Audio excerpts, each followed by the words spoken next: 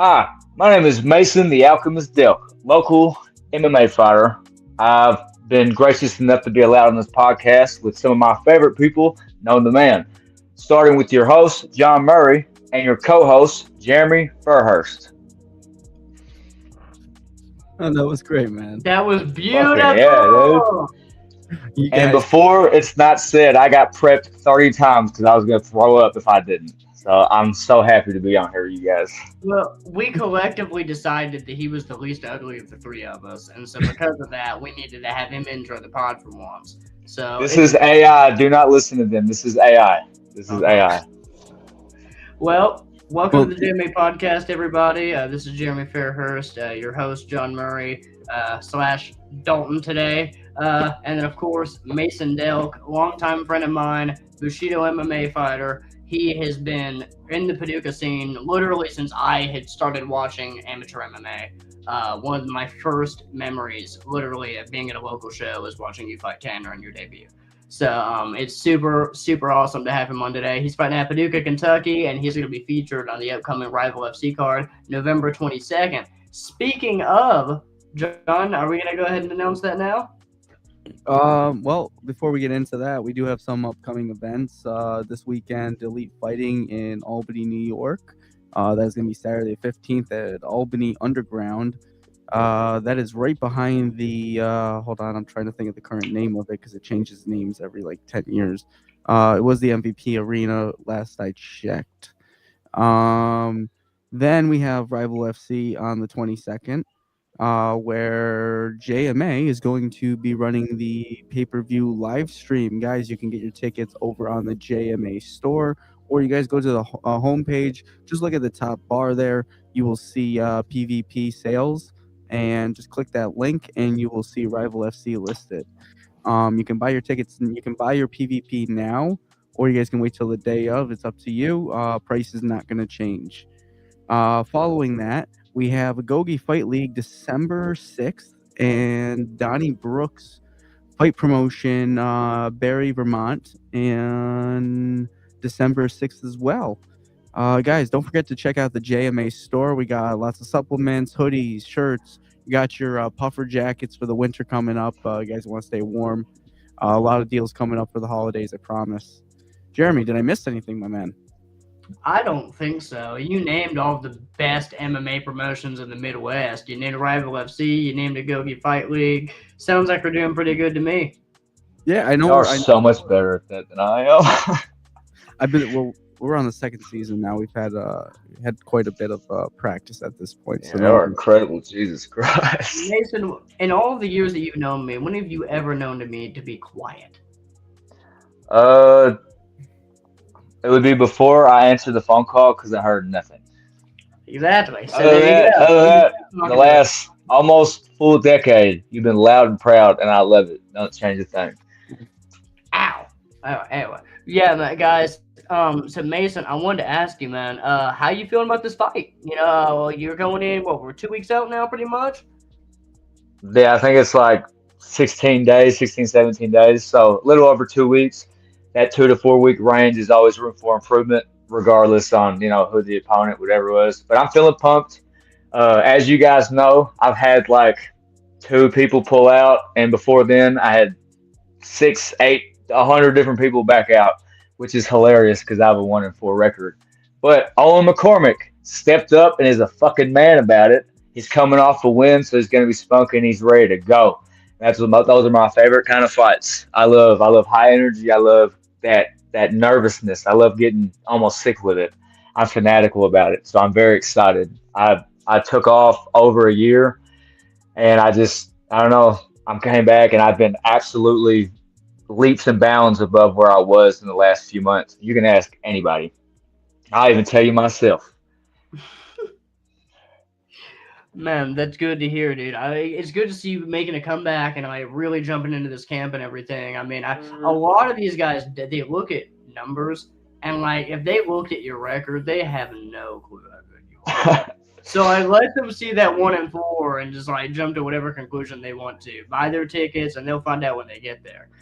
No, that's awesome. Do you know much about this guy, really? I actually don't know much about your opponent, to be honest. The only thing that I know of him personally is that he's coming off a win. I watched a few of his fights, and like he gets in there, he bangs. I ain't got to worry about someone who's going to be timid and wants to dance around the ring, or I don't have to worry about him even fucking showing up. So from what I know, he's coming off a win. I can't remember what gym he's from exactly, but he's from a decent gym, and he goes in there and he fights like a real deal fighter. Not this. I'm gonna post it on Facebook, and then I'm gonna tell him I can't make it, and then have a fight the very next month because they didn't want to fight me. Nah, that motherfucker. I ain't seen that posted. He told Michael he wants to fight and he's ready to go. And first one, I was like, I'll fight anybody. He was the first and just ready to go. And I respect him for that. Yeah, I totally forgot that happened to you, but I picked up on the shade that was thrown there.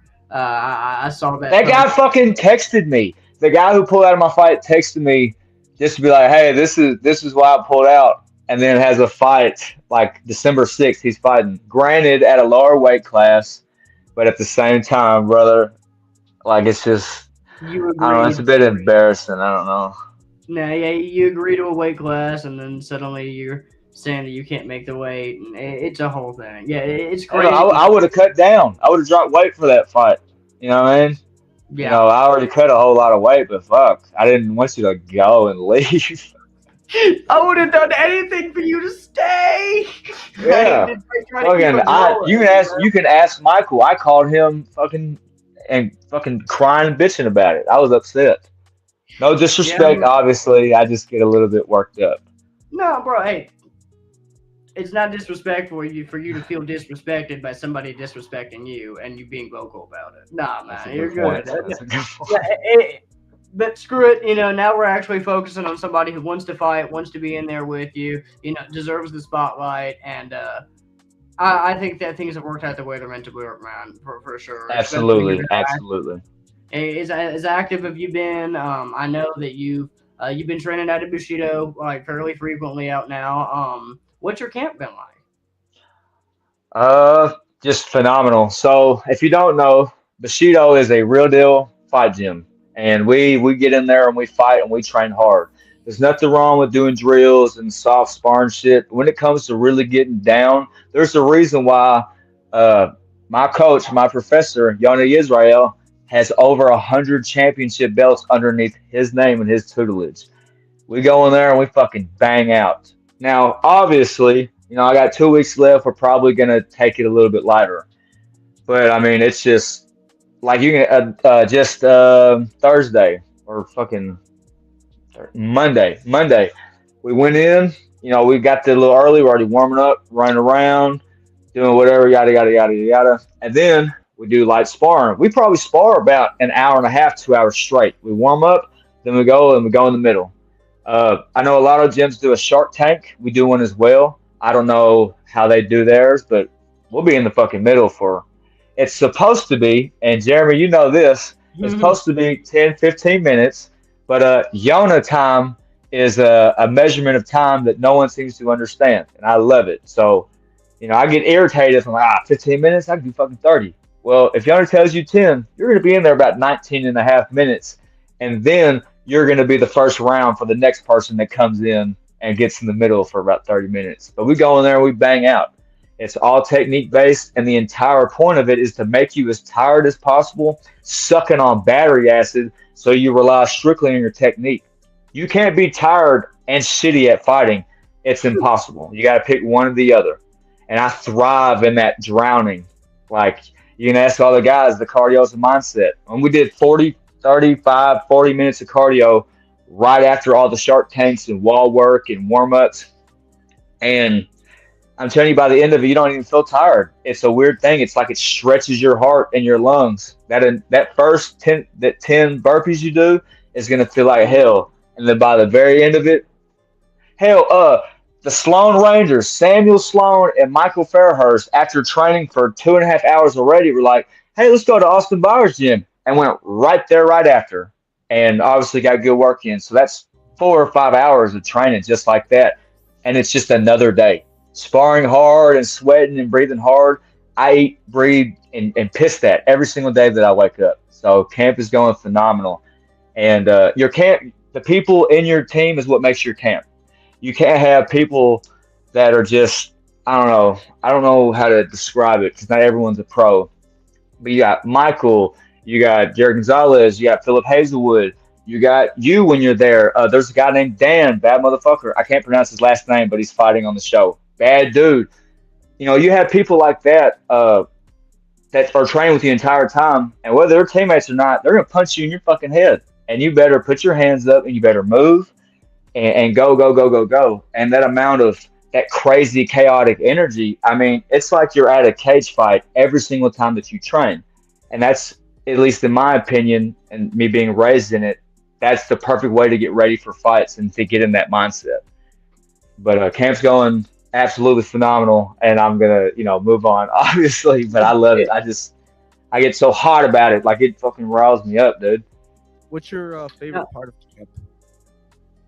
Favorite part of what? What's your favorite part of camp? You're a little bit distant, John. Just so you know, your mic sounds just a little bit low.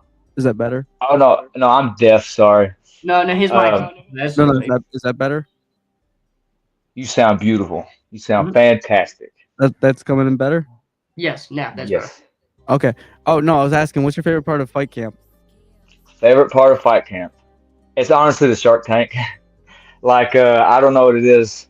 I've had, like, just, like sparring alone or Shark Tanking. I can tell you one instance, Will Pittman. Me and Will Pittman had a hard sparring session. This is like over a year ago. That was over 20 minutes long. And I love shit like that. So the sparring and the Shark Tank and the being on the wall for 15, 20, 30 minutes, that's my favorite. Sparring is my absolute favorite because it's not just kickboxing sparring, it's MMA sparring. So, you might be, oh, okay, I'm kickboxing, I'm feeling myself. All of a sudden, this guy who is a much better wrestler than you has no intention of wanting to strike with you, and you could dump you on your fucking back, and now you got to get up, and that up and down is going to make you want to get sick. I love the sparring and the Shark Tank is my absolute favorite part of it. It's like that. It's a high training. It's like I check out, my eyes go black, and it's just pure instinct. There's no thought behind it. It's my absolute favorite part is the sparring and Shark Tank.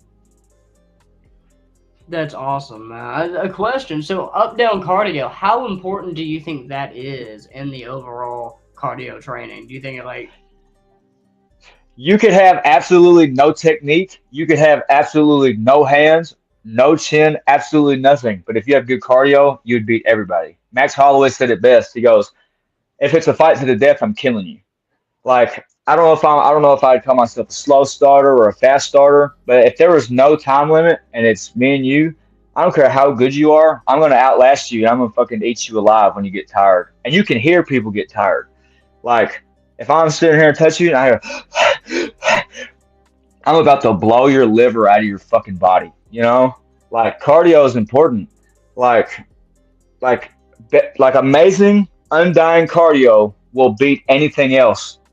Like when it comes to the end, being the last man standing, that beats all. And that's not just, I can go run 3 miles. Well, you might be able to, you can run 10 fucking miles, but you can't wrestle for 10 rounds. You could wrestle for 10 rounds, but can't spar for 2 hours. So like just absolutely everything that up and down. This is why burpees are one of the most important, and jog sprints. If you walk, sprint, jog, you're constantly changing that level and your heart's stretching and pumping differently. So cardio is the absolutely most important thing. Absolutely. Fair enough, man. I mean, I think we've definitely seen some examples of just cardio outlasting strength and better technique 1,000 times, especially in the amateur circuit. I mean, that's the number one tell. Yeah, you might have won a couple street fights, but if you are gassed by round 2, what do you think makes the difference between an amateur, a pro, and a UFC level pro? Why do you think we don't have any form of this talent there yet, and what can we do to get it there? That's Austin Byer at Apex Combat Academy. Well, actually, like especially coming out of the gym, there's been a lot of pros that have actually come out of that gym or other gyms specifically. But I think it's just like sometimes they feel like they need to expand, so they leave a gym and they go somewhere else. So I think a lot of times people are pro and are at that level, but they either go to another gym or they move out of state. So you don't hear about them being, oh, a Kentucky fighter or a Paducah fighter or a Mayfield fighter. Like Keiston McLean's a pro. He's right out of Paducah. You think that motherfucker's not going to be in the UFC? You're out of your mind. Absolutely out of your mind. Michael Fairhurst has 17, 18 fights, 2 kickboxing titles. He could go pro now, but you're going to see him in the UFC. I think it's just sometimes people move and you just don't think about them being from a gym. Jared Gonzalez, right there on being pro. He's from Paducah. You're going to see him in the UFC. Philip Hazelwood, he's from fucking Fulton, Kentucky. He's a pro. So there is a whole lot of pros and stuff like that. But like UFC level stuff, I think a lot of it is that they might move to other gyms or you just might not know. And Kentucky is very small. And from what I remember growing up, Kentucky was one of the last places that really wanted MMA around here. But as you don't see a whole lot of UFC level pros, I guarantee that I'll be there. And then if we don't have any, I'll at least bare minimum will be. But that's actually a very good question. Nice, man. Yeah, and that is a good point too. Is like you can go pro and not be. Well, what defines a pro level to you? Like, well, when do you think that it should be okay for somebody to go pro? Because I feel like we see a lot of these guys who have a crappy amateur record and haven't even cleaned the holes up in the game they've got going. Weird. And then they get offered some money, like, oh, well, you've been doing this, man. You're sacrificing too much. Don't you want to start making money? And then some shady promoter tells them that, signs them on a contract, and now they're stuck. What do you think is a good point of saying, okay, I'm there? Well, I like to. Keiston McLean and Michael Fairhurst are perfect examples, at least in my opinion. Like they have, if you look at their amateur record, they have a fuckload of fights, like a lot of fights. And I remember we were all going to Dogwood MMA. Dylan Hurt as well. Shout out to him.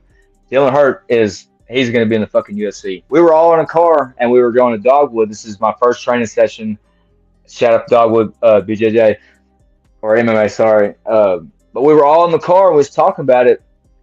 And it's like they all have so many fights. And they were talking about, even as a pro, after having 18, 20 something fights and a few titles, how different is it really going to be when you're pro? The only difference they said was maybe people are slow starters and they actually take their time. But when you fight 20 fucking people, how many times have you seen that punch? How many times have you seen that kick, that submission? It's like at that point, and that's what I believe. I'm 1-4, and I'm 1-1 in kickboxing, so I've had whatever that math is, 7 going on 8 fights. I want to minimum have more fights than that before I think that I'm ready. Since amateur is a record you can have losses on, and your pro record is permanent, is absolutely permanent. Now, that's not to say that the D1 wrestler who had a few MMA fights can't go pro, because we see it happen all the time and they go there and fucking smash it out. Some people just have it. I personally feel like I need to level up constantly in every session. I want to be pro as fast as possible, but absolutely do not want to rush the process. If I got to have 200 wins and 50 losses before I go pro, then I absolutely will. But that's just how I feel about it, the experience. The whole pro thing is one of those weird gray areas in fighting where you get a lot of guys on the pro level who almost don't feel like they should be pro. And then there's guys on the amateur level who have been doing it for so long but still feel like they should be up on that next level, but for some reason they're holding off. And it might be that so as you guys know, MMA pays dog shit. It's not anything to live off of until even when you get to the UFC. Now keep in mind, being broke myself, 12 grand as a starting contract sounds phenomenal, and that's fine with me. But if you're doing MMA for the sake of a paycheck, go to PFL. But if you want it to be the absolute best, the chances of you getting good money are fucking nada. But then you go to boxing. Boxing makes a whole lot of money. So I think sometimes, especially when you've been doing it so long, and you're like, I need to make this money. So you're going to go ahead and sign for that $250 to show and $250 to win. So guys that are amazing amateurs. They're just building up that rapport. So maybe by the time they do go pro, they're like, why would I fight for $250? Give me some real deal money. Look at what I've accomplished. Look at how many belts I hold, and maybe it just they just want to have a better start when they do turn pro. The sound went out. Did our sound go out? And our I don't know. I have everything working on my end. I hear everything fine as well. Yeah, I hear Mason fine too. I just saw a comment that said that the sound went out. I wanted to make sure. No, dude, I think you really are bringing a very measured answer, a very measured thought process to that answer, man. Like, you've thought it through, and you can tell that you've been around and seen it. It's one thing to talk about, like, when you've been around and you see your peers make the mistakes, and then you see your peers make the right decisions. I think this is one of the benefits of having the community that we do here. And I mean, at the end of the day, there is so much talent in Paducah that is untapped, right? And you see guys, when we're talking about, I saw what Austin was saying too about the difference between pro and UFC pro. And there's definitely a difference there, right? I mean, if there's levels at the amateur level, I can't imagine what the levels feel like touching with somebody who's on a world stage, right? I remember sparring with Prentice. No, not Prentice. No, it's been. I don't know. My apologies. He's a bad motherfucker too. That's the guy. That guy was a real deal pro. That guy's the GOAT. I'm sitting here thinking about people that Yona has built up and sent to that level, and that's why Prentice came to mind. Now, I was thinking about Wallace over at Apex when he was over there showing them some of the kickboxing. Yeah, McCoy, yes. And I was sitting there sparring with him, and like, man, he was lighting me up with a jab. Just his jab, nothing else. And I'm trying every trick in the book to get around it and just getting my head rocked. So I can't imagine what it's like to go to an even higher level than that. Speaking of Wallace McCoy, the closest thing and easily the greatest fight that I have ever seen in my entire life, UFC or not, is he had a championship fight against this tall ass dude. It was in I think it's the Indiana where they fight in the Coliseum. You know what I'm talking about? CCP or whatever. Yeah. Nate Hamlin's fought there a lot. Well, he fought a guy for 5 fucking rounds, and I'm telling you, if it was a UFC fight, it'd be top 5. That guy, like, for sure, from sparring with him, from training with him, from watching him fight in person, that guy's easily, you're going to see him in the UFC, for sure. That fight alone, one of the greatest fights of all time. If it's ever on video, if y'all ever have him on here, please watch that, because that fight was amazing. As a fan, as a fighter, that shit almost brought me to tears. That's how amazing that fight was. So I guess we're talking about the distinction between pro and UFC pro. The UFC pro is just because it's the UFC.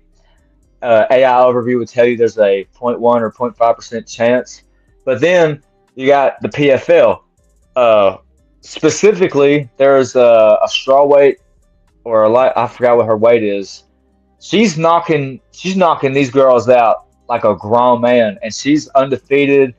And I think that she would smoke almost everybody in the UFC roster, women-wise. But she's not from the UFC. I just feel like sometimes we make UFC a really big figurehead when determining how good somebody is. But we've all watched UFC. We've seen some fights. We're like, I'll beat the fuck out of him, I've definitely heard some of our teammates watch some of these recent cards and go, "Why are we not pro yet? Well, what was that?" Especially, Michael. Oh yeah, bad, bro. You start watching some of these guys do some bad jiu-jitsu decisions on the ground, and the whole house will hear it. But yeah, hey, shit. I don't blame him. That motherfucker's the truth. I'll say, okay, so going into Rival FC a little bit, we've got a big card coming up. I mean, with some good fucking names and guys on there. Yes. Okay. So what are some of the fights you're looking forward to, man? I'm so bad at remembering their opponents, and I feel bad because it seems biased because they're my teammates. That was terrible of me because I don't even. Oh no, I will never remember the names of the people my teammates fought. Not because I don't care, I just don't know them. But especially the main card, like Keaston McLean and Will Kaler. I've known those guys for a long time, and I can't think of one single fight they've ever had that was fucking boring. Those guys come in and go. Oh God, yeah, I can't come in and go. So there's obviously I'm very excited to watch my team fight. I don't know a whole lot of guys that come in from other places. I probably need to start studying more because I sound biased. But especially the main card, I'm very excited for because you could have Keaston McLean and fucking who you could have him with whoever. You could have Will Kaler and whoever. It don't matter who they're fighting. They always put on an absolute performance, and it's hard not to watch it as like a teammate or like a friend. But like I'm a huge fan. I look up to those guys. I don't care if I train with them forever or whatever. I am a huge fan of them, and I love watching them fight. I'm very excited for those fights. Fair enough, man. Yeah, I mean, dude, I think Will Kaler, man, is the he was one of the when I first started training over at Bushido. Sorry, he was my bad, y'all. When I first started training, Get off the pod, dude. Yeah, when I first started training over at Bushido, man, I remember Will and Jared were the first two guys that really made me realize how much of a level difference there was. And it was in two totally different ways, too, because Jared, I've just never in my life felt like I could even touch him. Like, as hard as I'm just getting, like, he's one of the few people I can say that he's literally hitting me with whatever he wants to, and there's pretty much nothing I can do about it. Whereas Will, you'll spar with Will for a few minutes, and the first, 2 minutes, it'll almost feel like you're winning. Because he's just sitting there just collecting data. And like when I first started training at Bushido, I remember I had that little bit of that Kung Fu background. So I thought I relied off of that little bit of like that first 2 minutes of somebody being like, what is this that he's approaching me with? And man, I just, with both of them, I could watch it click. Just in their eyes, you could see him go, okay, what was that? And then throw something else, and I'll be sitting there thinking, man, this feels a little bit too. And then next thing, bam, bam, bam, your leg kicks are getting eaten up. He's got your body. You didn't realize your left hand was a little bit down. Now you're backpedaling, and it was all that data collection, man. That I'm stealing that term from Wallace, but like that ability to look at somebody, analyze them, break down how they move, and then how to pick that apart it's impossible for somebody to understand unless they've experienced it. Oh, 100%. And I can tell you, so I started with Bushido when I started training when I was 12. I probably started actively training when I was about 13, 14. And I've known them that long. I remember meeting Jared. I remember meeting Will. And them motherfuckers were good then. Like, those guys are naturals. Like, I'm not a natural fighter. I don't care. Whatever. I worked hard to get the technique. Those guys are born naturals. They are favored by the Lord to do this shit. And, I mean, Will Kaler, like you said, he collects you. And then you're going to get smashed in your face with the hardest left or right hook you've ever eaten in your entire life. And you thought, I might have been, I got a body shot here. Oh, maybe a look here. Wow! Right off the top. Blow your fucking shit away. And that's like, those guys are so good. They have different, he's collecting, and then he's countering, and now he's firing you up. Jared doesn't have to counter. He just walks you down. He chops your fucking legs out from under you. You grab them, you're getting tossed. It's like they have their own thing going on. And they're phenomenal. I've been training with them the last decade. 10 years of my fucking life, I've known them. And they are naturals. Absolutely. And Philip too. You spar with Philip. Philip, he just has it. They just have this thing. When you think of fighters, that's the only people that come up in my mind. Like those guys are like real deal. We're born for this shit. God was like, this is a part of their character trait from when they were born. Yeah, it's a different level. And I feel like I've only finally started getting there with them and gaining respect when I spar and stuff with them But being a child, being like still in high school, just got out of middle school, sparring with those guys, they weren't taking it easy on you. I tell you right now, there was a lot of child abuse going on there. They're kicking the dog shit out of me. But if it wasn't for getting the absolute fuck beat out of me by that level of like fighters that have only continued to get better, is why I played catch up my entire career to be as good as them, and now I can smash people out like it's nothing because I've had adversity in the hardest and the best people in the world beating me up and training with for a decade, that it's not really much to do it any other time. I understand that. Like I'm not gonna always just reference the one MMA fight that I ever had, but I will say Michael told me something going into that fight, and I thought he was bullshitting. Was everybody warned me that Jordan had all this power in his hands, and the first time that he actually hit me in that fight clean, I remember thinking, Philip has hit me so much harder than that. I swear to God, that was what I thought. Like right in the middle of the moment, I was like, I've dealt with this already.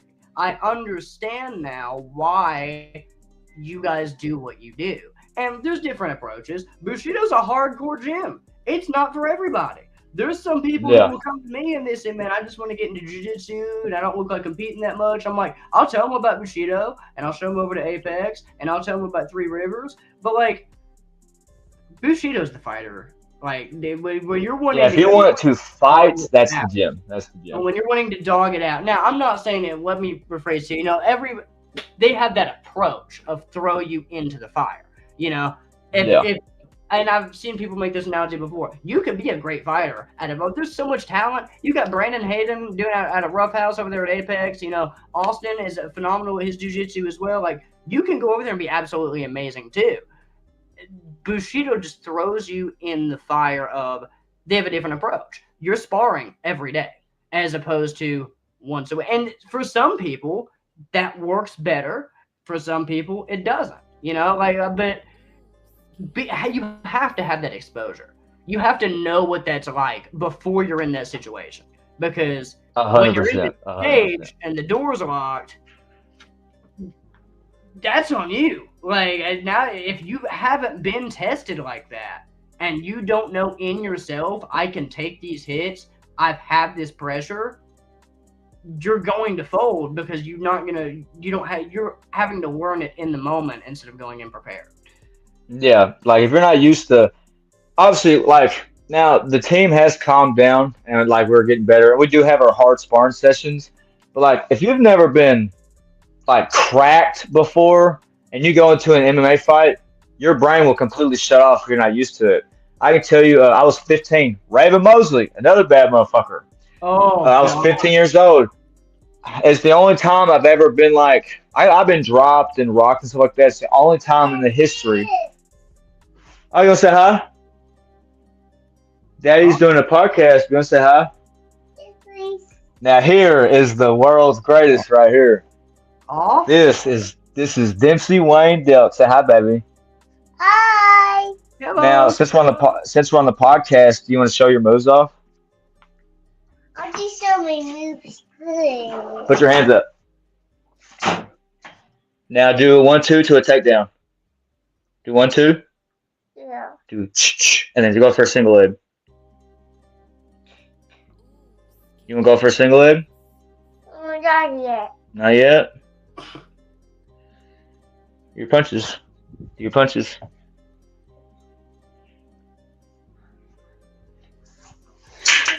Good boy. Future champ right there. Future By the champ. way, just turned 3 years old. Just turned 3? I'm here for you. Yeah, this is a bad motherfucker right here. Hey, Bubba. I'm gonna do this podcast and then I'll go in there. Okay, you know, hang out with Uncle Dylan. Yeah. All right, put your hands back up though. Throw your punches. Just don't. Oh, we don't punch the camera. That's perfect. He hit it right on the dot. Oh, now ask me if I want a knuckle sandwich. What's the yucker's name? Yes, please. Keep going. Good boy. I love you so much. I got to die. Yeah, you should always punch people in the eyes and the nose, but only when you have to, not to be mean about it. All right, go hang out, Uncle Dylan. Take this book in there, baby. I love you so much. I'll read later. Okay, I love you. If anyone has kids that think they could whoop mine, I guarantee you, not even close. But he's so sweet and nice. But I love doing a little MMA with him. He does the same exact stances and stuff that I do, and he knows another. He can do a leg kick, and we've been working on a lateral drop. But that was As we mentioned, a lateral drop. Like off the ladder? yeah. No, a lateral drop. That wrestling takedown, which obviously I'm not a wrestler, and then it's like you throw yourself and throw him over. It's over and under grip. He can walk you through the technique and everything. Keiston McLean would explain that, and Dan would explain that a lot better than I can. But we're working on that right now. And I'll be judo throwing him too. But he's the GOAT. That's Dempsey Wayne Delk, future MMA champion as well. I tell you what, you just gave us the most wholesome moment we've ever had on this pod. Like, That is my buddy. He is why I do this shit. He is my absolute everything. As you can tell, like he's with me hanging out. I love that guy. I fucking love him, and that's exactly why I do all this shit. It's for him. Fighting's fun. I don't care about the money. I want to give my son a Mustang when he's 16. I want to be able to do shit like that. And retired when 36, close to 40, he'll be 18, 20 years old. I'm retired and fucking hang out with him all day. It's all I want to do. He is my absolute life. That is my sidekick. Dempsey Wayne Delk. Named after two of the greatest fighters to ever exist. John Wayne Parr, 11-time world champion kickboxer, Muay Thai kickboxer, and then the guy who inspired Roberto Duran and Mike Tyson, Jack Dempsey, the Manasseh Mauler. Dempsey Wayne Delk. That's my son. Man, that's phenomenal. I didn't know that was the names either, man. You're giving us a little history lesson too, dude. Yeah. The combination is that he's born for success. John, you sound a little bit distant again. Oh no. I heard the oh no real clear. How about now? Oh Perfect. yeah. Oh, it's probably the angle I was at. That's No, I was saying with a name like that, they're born for greatness. Oh yeah, 100%, 100%. Hell, the last name Delk means famous in German dialect. It's like, even if he doesn't become a fighter, he's gonna be the fucking greatest weatherman you've ever seen. Or let's say he might make wicker baskets. He's going to be the absolute best at it. It's just in his blood. It's just the Delk last name. There's something in it. It's like Charlie Sheen. It's Charlie Sheen. It's that tiger blood, baby. It's something different. It's something different. Let's hope they don't end up with the tiger blood of Charlie Sheen. I definitely got it from the shit I was doing back in the day. But that's neither here nor there. He won't have to worry about none of that, but he'll have all the excess testosterone that came with being born from a Delk father. So I got a question for you about this upcoming weekend, I guess it's 2 weeks away still, but Rival FC. What are your predictions for the night? How do you see some of these fights going? Well, most of my team, it's hilarious that all my team are really high-level jiu-jitsu guys, but most of the time they're knocking them out. So it's really hard to say exactly what, because, I've seen them crack guys, and then as soon as somebody is unlucky enough to think about taking them down, they get choked or something. So it's really hard. I definitely predict nothing but finishes, and if it is a decision, I'm just going to assume that the other guy was made out of adamantium. But from especially the main card and stuff like that, I'm definitely predicting a whole night of fucking knockouts for sure. Yeah, dude, that last fight Jared had against that Faca Santos guy was one of the most high-level amateur fights I have ever watched. I went every other fight that show, I was sitting there and I was off with the crowd. But when that fight happened, I wasn't even hanging around nobody, bro. Like, I went all the way off to the side where I didn't have nobody in around. I just wanted to focus in because the level of skill that was displayed there, it's like you said, that could have been a pro fight right there. That could have been 100% a pro fight right there. And I think that's where the big difference is of Rebel. Now, this is going to be 2 pro main events. You got the main and the co-main are pro. So we're definitely seeing and we have such an influx of fighters coming in from other areas too. I think Keaston's opponent is from Iowa. I believe Zach Utterbeck is from Indiana. Will Kaler, he fought out of Bushido for years. Everybody saw him on the local circuit. If there's a local promotion that was worth anything, he fought on it. He did his bare knuckle debut in Colorado, didn't he? So we're pulling in from everywhere too, and that's one of the things I love about Rival FC is Yona's not going to give you an easy fight. Like 9 times out of 10, when I look at a Bushido guy fighting somebody, I go, man, Yona, could you give him a little bit of a break? And I've heard exactly what he says for you. If I spare you an amateur, just like you said, where your record doesn't matter, you're going to go into pro level with false confidence, and then you're going to have a reality check. So it's really nice to see that we're not just competing with who's around here, but we pull in talent from all over the country to make sure that our fighters are tested and put on the best stage possible. All my losses are from the best in the nation, by the way. That's the thing. Like, some people might be like, oh, 1-4, or are you even proud of that? I'm fucking proud of it. I fought Lane Rowe twice. I fought Lane Rowe in kickboxing, took him to decision after getting dropped in the first round and almost finishing the last 2 rounds. I fought him in MMA, which obviously their first round finishes. I don't care. Get in the cage and then talk to me about it, fighting Lane Rowe and who the fuck else. I fought him both in kickboxing and in MMA. I fought Corey Coleman, who they did not tell me about his background, but it was his first MMA fight. But he was coming off of being a Muay Thai champion. Lost in the first round. Doesn't change the fact that he's a bad motherfucker, and he's probably doing really good now. And then fucking Cole Glover. Everybody in Paducah knows Cole Glover. If you're watching this and you're from Paducah, you know who Cole Glover is. You've watched him fight. He was 3-0 when I fought him. And it was the hardest fucking fight of my entire life to this date. That guy's about as game as they come. And I lost to him, but I'm not upset about it because it's not like he sucks. You know what I mean? He's a good fucking guy. He was 3-0 when I fought him. And then Franco Serpa, which that one I don't feel okay about because I definitely if I would have fought smarter, I wouldn't have got fucking choked out. But even then, he comes from an amazing gym. So I'm not losing the fucking tomato cans or like dog shit fighters. So I'm proud of my losses. Streak too. Like you fought Franco when Franco was being one of the bigger deals. Like that year, I'd seen his name like 3 or 4 times already. Yeah, he was on some hot shit.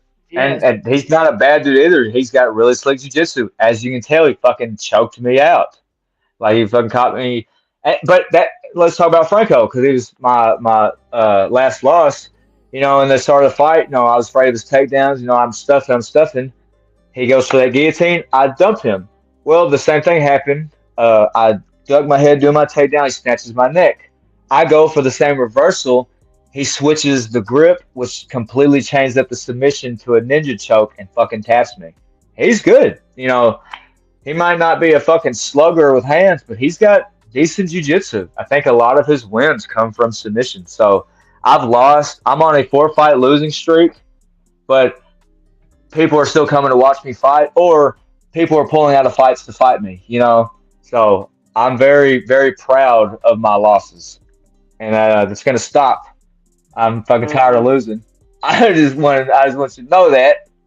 But I've only lost to the best in the world, like the best in my weight class. I've only lost to really good guys. So in every fight, I get better. Like I said, if I got to lose so much to fucking win championship belts, I will. I am not going pro until I have multiple belts. There you go. That dark quick on me. I just flashbanged myself. Jesus Christ. We will see that pretty face while you on here. Let everybody know. You was looking at my butt. I saw you. You can look, but you Next time can't I'll turn my touch. camera off. I'm sorry. Yeah, better not have no cup on when we roll next time, dude. I'm gonna put it on you. Put it on the back of your head. Respectfully, of course. Respectfully. Okay. So yeah, no, man. Dude, it's really. I think you're right. I mean, like when it's okay to lose when you're putting yourself in the best positions possible against the best people possible. You know, and I mean, like, dude, I'll be honest, and I've said this before in this podcast. I do not care who it makes mad. Every time I go to an Indiana show, I go, "What the fuck is this?" Like what? Why? Like you can see, bro. Like you see, like 5 guys in a row that they look like they pulled out of the local Buc-ee's, and like like, dude, I saw one guy. He had a mullet and was like 300 pounds. Bro, he was sweating walking to the stage. I'm like, what are you doing on this platform? And then, like 3 fights later, you realize that they put a team in from fucking Lexington. That's a Muay Thai team, and you just watch people start dying. And you're like, what is this? Is it a high school gym somewhere? Like, I mean, it's like. Are you doing it in a boxing ring? Nah, man. There's such a different level. And like anybody who armchair sits and tries to say, "Oh, well, his record's 1-4. His record is anything." Sitting out of an armchair, they have no clue. They have no fucking clue.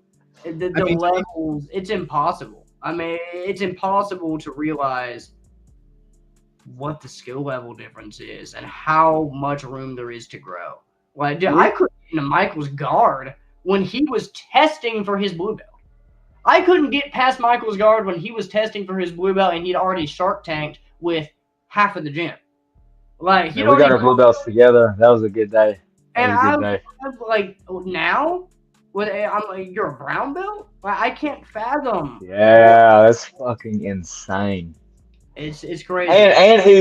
And for anyone thinking that you can submit Michael Fairhurst, go ahead and try it. He is a real deal fucking brown belt. He is the truth. He is the real deal on grappling. I honestly forgot that you fought Lane Rowe twice.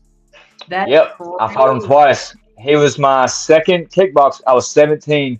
By the way, when I fought Tanner, I completely shattered my wrist. I don't know if you know that. After the fight, I slipped. I have a fucking plate in my wrist with 7 screws after that fight. I slipped and fucking destroyed my wrist.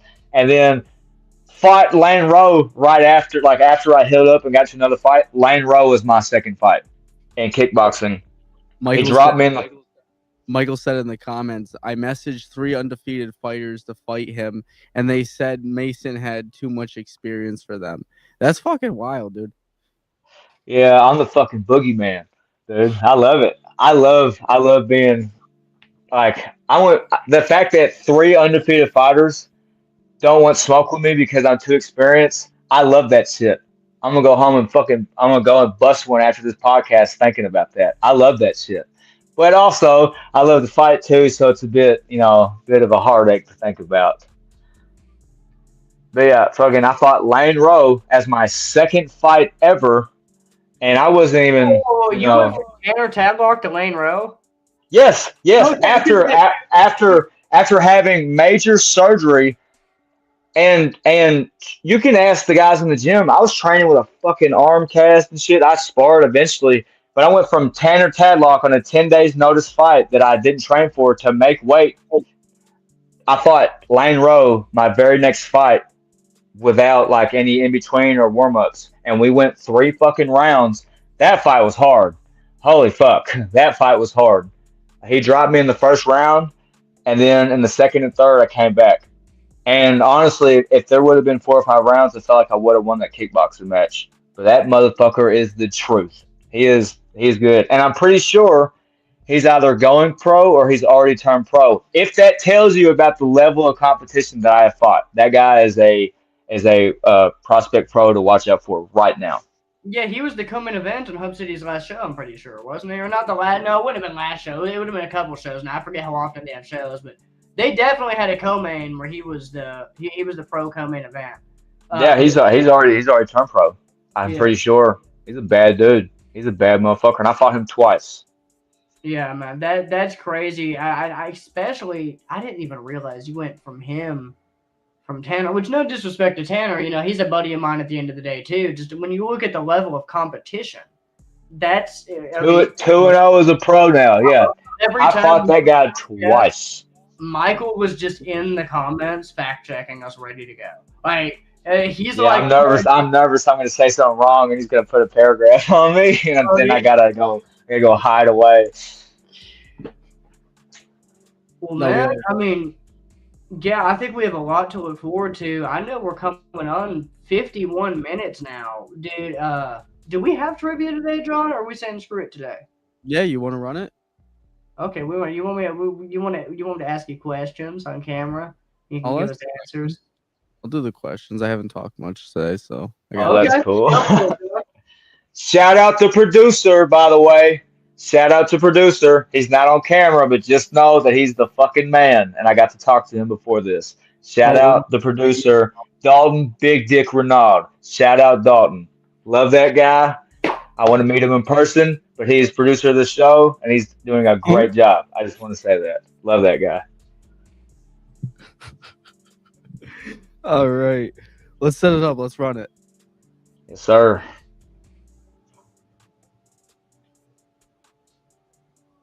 Oh. How to face.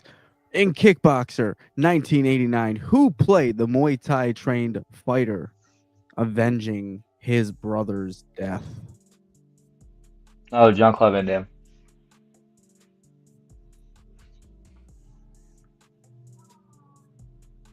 If that's the original, yeah. That would be correct, my friend. This is fucking cool. Holy shit. Which UFC fighter held the belt the longest? Am I able to like discuss the choices or do I have to just pick You one? have 30 seconds with. Hold on. Oh, it's Anderson Silva because John Jones has the most title defenses, but he's been like back and forth on how many times he's held the belt. But Anderson Silva held it the longest. Dun, dun, dun, dun, dun, dun. You got it right, my Is that man. right? Sweet. All right. And your final question of the night. Which UFC fighter has the most KO TKO wins? That's a hard one. Derek Lewis has the most in heavyweight history. It's Anderson Silva again. Max Holloway's had a handful of decisions, so it's Anderson Silva. Dun, dun, dun, dun, dun, dun. I feel like a fucking casual answering this. Where's that answer? There we go. Oh, so that's badass. I know he has the absolute most in heavyweight history. I didn't know he had him in all of them. That's awesome. I love Derek Lewis. I got to go apologize to him now. Man, just don't catch Love him. that guy.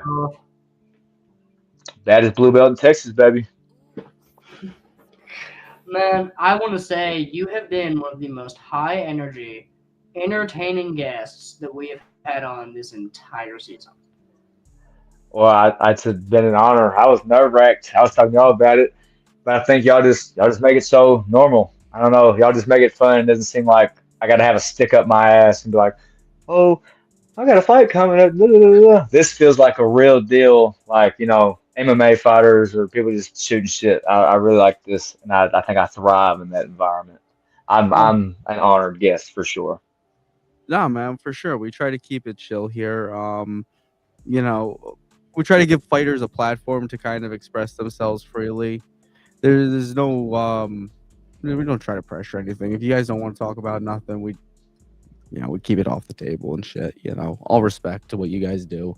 You put a lot of work into the sport and shit, and you guys deserve a platform to speak freely and express yourselves and give yourself an opportunity to reach a broader audience. And we're happy to help you do that. So thank you for being here. Oh, of course. Thank y'all for having me. Help is the absolute best way I can describe it because it's like I didn't think I'd be on a fucking podcast. Mike, Yeah. ask him about his boxing match. What's up with that? January 2nd, Michael Fairhurst and Mason Delk are going 10 rounds in a boxing fight. What he doesn't know is I'm going to be throwing heel hooks at him the entire time, and he may or may not get knocked the fuck out. Love that guy. Love that guy, but this is for the fans. It's bad blood. It's a rivalry. 10 rounds of absolute chaos. January 2nd in Nashville. Hoorah. Hoorah. Okay, so I'm going to kick the dog shit out of Michael. He has no idea. He has no idea. I told him I'm going to shoot in on him for 10 rounds. Singles, doubles. I don't care if it's a boxing match. I'm going to have shoes on. I'm going to make his feet touch the air. I'm telling you right now. Prepare to get DQ'd for 10 rounds. DQ. January 2nd. Yeah. Dairy Queen that ass. I don't care how many points I get taken off. I got 10 rounds. I'll do a point a round. Shooting in on him. If he doesn't, yeah, make it 20 rounds. First 10 rounds, Michael's getting dumped on, and then the next 10 rounds, he's going to punch me in my eyes the entire fucking time, which I'm not looking forward to. He's going to punch me from 6 feet away, and I'm going to get frustrated and cry about it. But I'm excited anyways. Love that guy. Man. Where can people watch the boxing match? I am knocking Mason's ass out. Try that shit. Try that shit in person, pussy. Try it in person. I'm tired of him taking everything that I've been working for. I taught him how to throw a jab, and I'm going to throw the last jab January 2nd. Oh, yeah? Keep that same energy Thursday in jiu-jitsu class. We're not even going to grapple no more. We're doing straight boxing on jiu-jitsu day. What he doesn't know is I've been shooting them roids, and I got something for his ass. He ain't ready for it. January 2nd, bad blood between me and Michael Lispy Boy Fairhurst. I'm going to hit him so hard the lisp is going to fix itself. He'll be, fuck, you can't say Lispy Boy without having a lisp. You get my point. I'm smashing him. I'm tagging him. Then I'm gonna go get a massage after and film it, send it to him, and tell him how much easy work that was. That I get to relax after that 10-round chaos. Are we gonna recreate my background? Huh? Background on what? Sorry. Picture of Michael knocked out. He switched his background to it.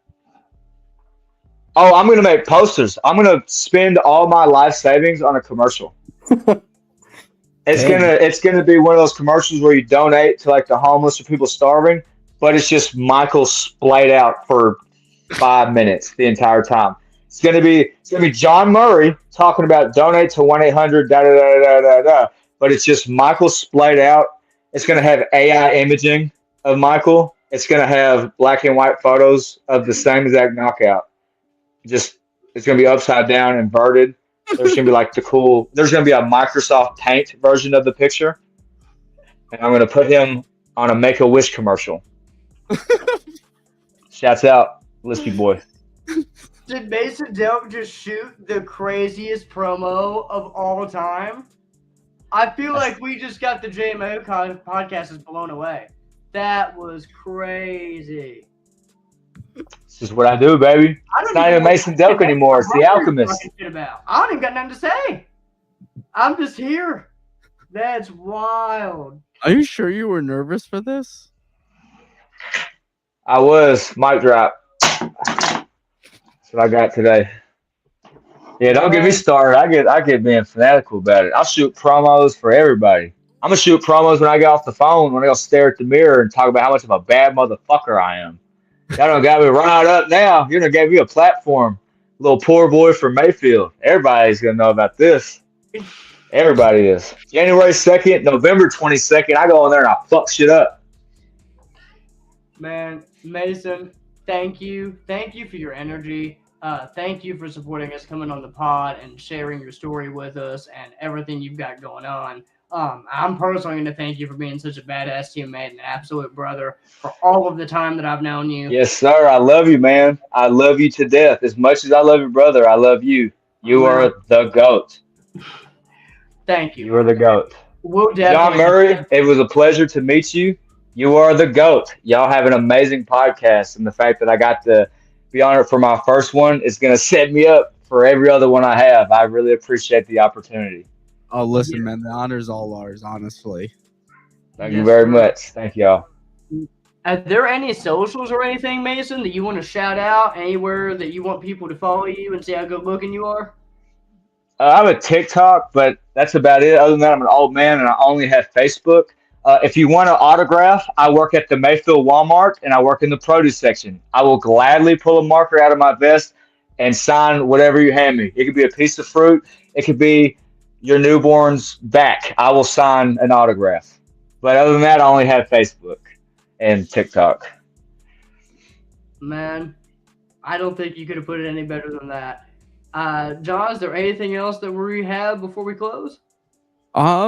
Guys, if you're watching this, make sure you go like the page. If you're watching from Facebook, if you're watching from YouTube, make sure you go subscribe to the channel.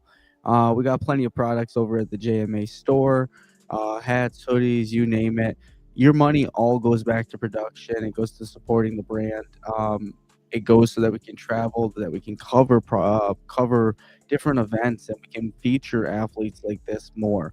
Guys, if you like what we do, please go support us there.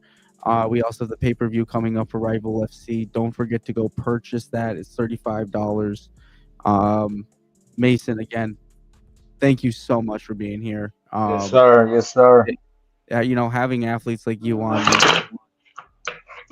Oh God, I thought you fell. I had a heart attack there for a second. You know how fucking funny that be? No, I just keep getting messages and my phone's buzzing like a bee. Sorry. Okay. I need to get a tripod or something. My heart's pounding right now. I genuinely thought you fell. That's a good adrenaline dump. Yeah, you're gonna sleep good tonight after you crash after that one. Love that adrenaline dump. All right, guys. With that, I'm gonna close. Till next time. This has been the JMA podcast. Peace.